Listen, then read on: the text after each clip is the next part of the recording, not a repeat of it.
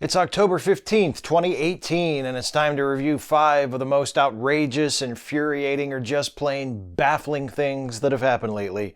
It's your Facepalm 5. Let's count them down. Number 1, Republicans offer meaningless support for sexual assault survivors while celebrating Kavanaugh confirmation.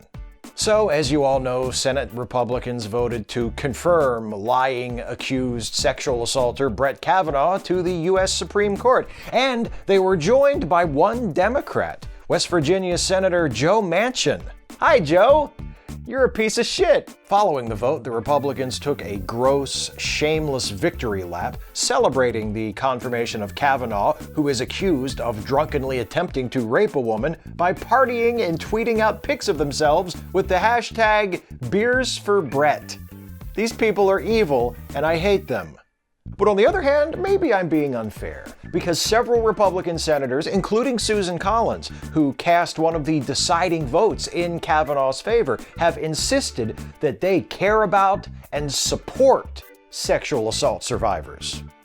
In fact, Susan Collins even believes Dr. Christine Blasey Ford, one of the women who accuses Kavanaugh of assaulting her. Collins said so during a speech on the Senate floor, right before she spent the next several minutes attempting to discredit the most important bits of Dr. Ford's testimony to the Judiciary Committee. See, Susan Collins does think Dr. Ford was sexually assaulted. She believes her. She just stops believing her at the point where it becomes politically inconvenient. That way she and her fellow Republicans, who all share the blame for this, can claim solidarity with sexual assault survivors while also claiming solidarity with the people who assaulted them. Of course, they only ever act in solidarity with the latter, but that doesn't erase their support for survivors. It's not nothing. It's the political equivalent of thoughts and prayers. And we all know how effective they are. Number 2, Me Too gets its own All Lives Matter. The internet can be a wonderful place. The internet can also be an unthinkably horrible place. But every once in a while, events converge in just the right way so that, for a moment, the internet is both wonderful and horrible at the same time. Such was the case last week when a woman tweeted this photograph along with the caption, "This is my son. He graduated number 1 in boot camp. He was awarded the USO award.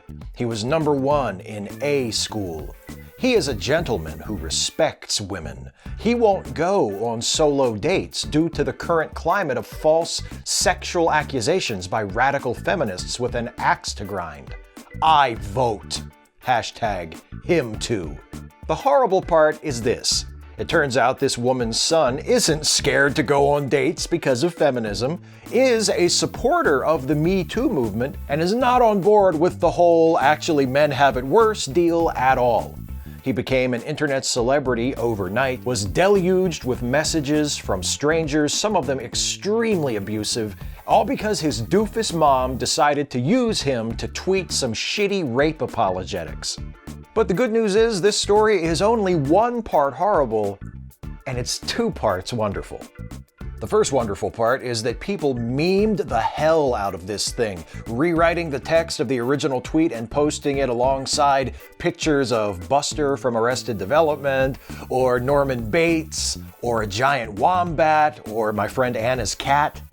The second wonderful thing is the guy in the photo of the original tweet, the effervescent fellow in the sailor suit, has kinda turned this whole thing around. He tweeted this pic of himself striking the same jaunty pose and wrote of his mom's tweet, "Sometimes the people we love do things that hurt us without realizing it." The next day, he tweeted that he was overwhelmed by the outpouring of love, positivity, and cat pics. 2 days after that, he and his brother were guests on Good Morning America. As of this recording, he has 43,000 Twitter followers, myself included, almost all of those picked up in the last couple of days. So this worked out great for him. And even better, his mom deleted her Twitter account. So it worked out great for everyone else too. Number 3, Taylor Swift endorses Democrats and the alt-right flips out. So here's something I can share with you about myself. I have never had the slightest interest in Taylor Swift.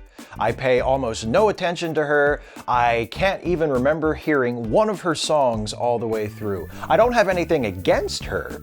She's just not in my frame of reference, so I know almost nothing about her, which is why I had no idea that she was so popular with the alt-right, until she made headlines last week for doing something that broke their black Nazi hearts.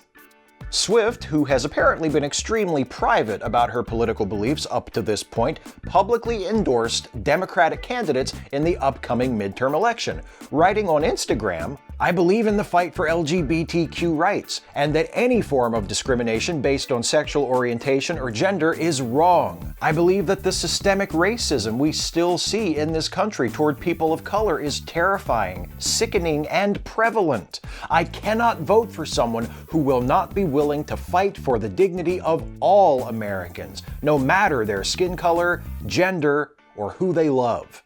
She also encouraged her followers to educate themselves on the candidates on their ballots and vote. Some of you out there who, like me, don't really know that much about Taylor Swift might be saying to yourselves, "Gee, she sure doesn't sound like a Nazi." And there's a very good reason for that.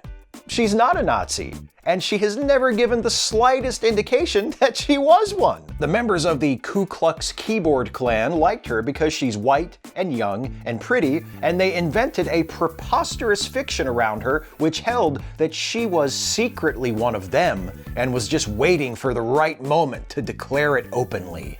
They believed this because, and this can't be said often enough, Nazis are dipshits. They run on hate and fear and brutality, not empathy or intellect, and certainly not self-awareness. Taylor Swift endorsing Democratic candidates and encouraging her followers to vote in accordance with progressive principles of equality, inclusion, and social justice provoked enraged tantrums from many of said dipshits who took to social media to denounce Swift and declare that she's ruined her career. Because I'm sure all that was keeping this best-selling, award-winning, multi-millionaire pop star afloat was some racist trolls buying her albums and daydreaming about her being their secret girlfriend. One of the head dipshits, Andrew Anglin of the Daily Stormer, tried to save face by insisting that he and his alt-right buddies never really liked Taylor Swift anyway. They were just pretending to like her to make themselves look clever and show up the media.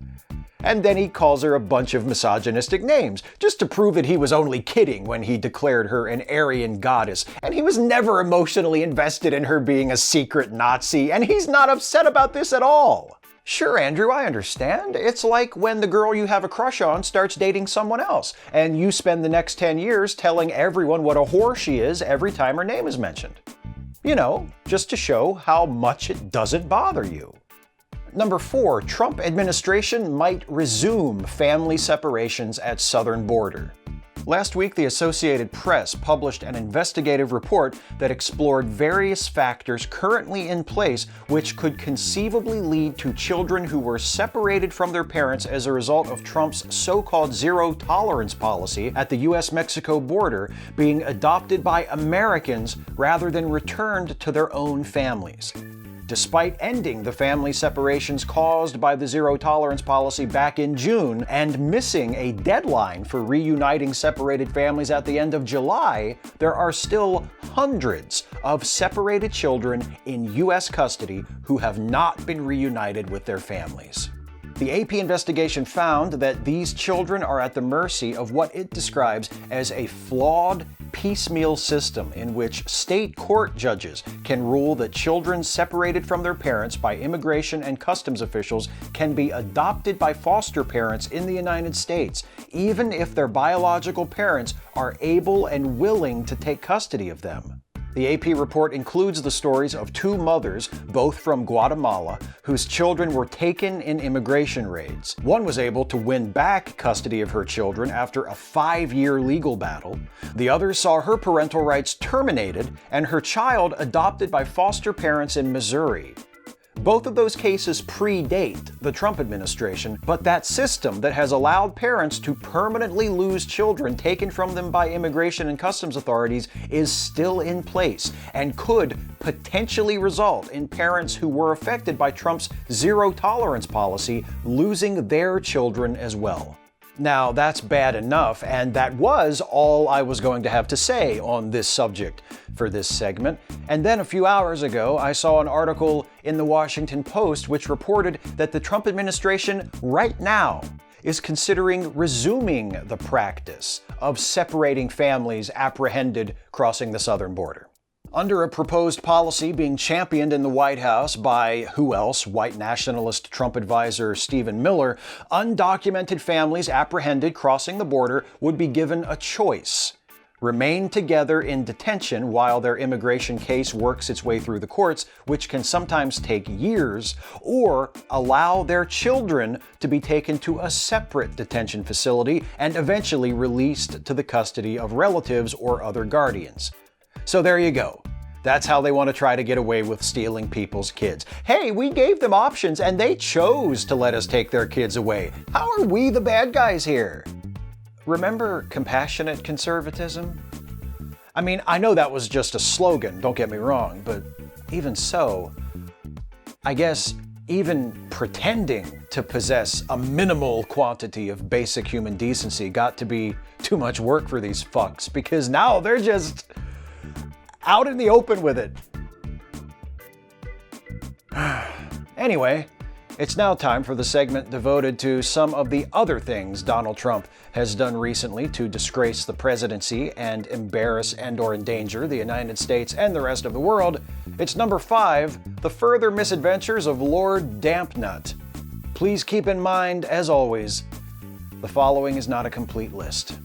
Let's see. Oh, here's something. Week before last, the New York Times reported that Trump got over $400 million from his father, mostly through fraud and tax avoidance.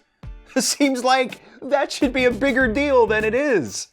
What with Trump being the president and all, he must have done something really shitty to distract people from his family's history of massive tax fraud. And he did.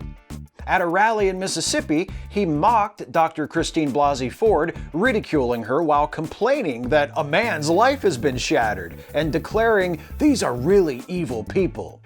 Then, after accused attempted rapist Brett Kavanaugh was sworn in as a Supreme Court justice, Trump apologized to Kavanaugh and declared that Kavanaugh has been proven innocent, which is not true. He also called the allegations against Kavanaugh a hoax set up by the Democrats, using the Democrats' lawyers. Hey, President Shithead, remember when you were wondering why Dr. Ford didn't tell people about her assault at the time? You answered your own question. He held another rally, this one in Pennsylvania, where he said he only believes polls that show Republicans running ahead. The rest are fake news. What's it called when a leader with a taste for authoritarianism and a disdain for the free press starts blatantly denying facts and encouraging his supporters to do the same thing? What's the word for it? Fascism. Yes. He published an op-ed in USA Today, hey, he knows how to talk to his people so they'll hear him, attacking Democratic healthcare reform proposals. The Washington Post fact-checked Trump's editorial and found that almost every sentence contained a false or misleading statement. Come on, Trump! Almost every sentence? You can do better than that. Make an effort. Go for 100%. He held another rally, this one in Ohio, where he said that Confederate General Robert E. Lee was, quote, a great general and, quote, incredible. How long until he publicly says he thinks Hitler had some good ideas? Seriously, let's start a poll. And finally, when asked if he would cancel his highly touted arms deal with Saudi Arabia in the wake of the Crown Prince of Saudi Arabia allegedly ordering the murder of Saudi journalist and Washington Post columnist Jamal Khashoggi, Trump said stopping arms sales to the Saudis would not be acceptable, adding that the Saudis could just buy their weapons from other countries instead of American defense contractors, and, quote, what good does that do us? Right. Because if you own a gun store and one of your best customers is a gangster who uses the guns and bullets he buys from you to murder people who threaten his operation, the appropriate response is to shrug and say, well, if he wasn't buying guns and ammo from me, he'd just be buying them from some other gun shop owner, and why should I help put money in their pockets? Because who gets to profit off the gangster who buys guns and bullets to kill people with is obviously the most important part of this equation, and suggesting that maybe we just shouldn't be selling guns and ammo to gangsters in the first place would just be silly. And why are we running a gun store? Anyway, that's 5. Speak out, act out, resist, look after each other. Hey folks, hope you got something out of this one. If you did, please like, share, and subscribe to the channel if you're not subbed already. And also, please consider helping me to make more videos like this one by supporting this channel through Patreon. You can go to patreon.com/Steve Shives to become a patron of this channel for as little as $1 a month. And believe me, those $1 a month pledges really add up and help me out like you would not believe. But if you can afford it and you think I'm worth it, and you pledge at higher dollar amounts, like $5 a month or more, you can take advantage of some extra little perks in the Patreon campaign that I've thrown in just to show my appreciation, including a shout out at the end of the Facepalm 5 for everyone who pledges $5 a month or more, just like my newest $5 per month patron, Jared A. DeCiphe. Thank you, Jared, for becoming my newest $5 plus patron. I appreciate it. I appreciate all of you who are my patrons at whatever level you are pledging, however long you've been doing it, and I appreciate all of you who are watching who aren't patrons, who show your support just by watching and liking and sharing the videos and doing all the free stuff. That helps out too, and I appreciate you, and I thank you for watching, and I'll see you next time.